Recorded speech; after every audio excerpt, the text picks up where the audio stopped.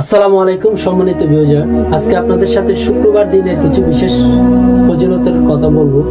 শুক্রবারকে বলা হয়েছে গরিবের হজের দিন। রাসূল পাক সাল্লাল্লাহু আলাইহি ওয়াসাল্লাম বলেছেন, শুক্রবার বেশি বেশি দুরূদ পাঠ করো, কেননা শুক্রবার তুমি যদি একবার দুরূদ পাঠ করো, তোমার নামে 10 বার দুরূদ পাঠ করার সওয়াব লেখা হবে।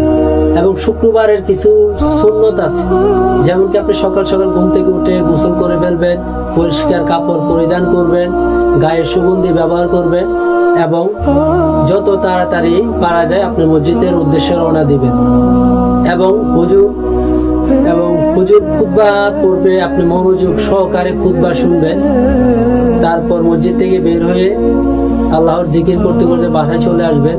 আপনার এই পর্যন্ত মসজিদে যাওয়া এবং আসা পর্যন্ত প্রতি কদমে কদমে আল্লাহ পাক আপনার এক একটি গুনাহ কেটে দিবেন। এবং শুক্রবারের আরেকটি বিশেষ আমল হচ্ছে মাগরিব, আসর এবং মাগরিবের মাঝামাঝি যে সময়টি, এই সময়টি হচ্ছে দোয়া কবুলের বিশেষ সময়। এই সময় আপনারা বেশি বেশি দোয়া জিকির করবেন, দুরূদ পাঠ করবেন এবং আল্লাহর পাকের কাছে বিনয় হয়ে যা কিছু আপনার প্রয়োজন সব আল্লাহর কাছে চাইবেন।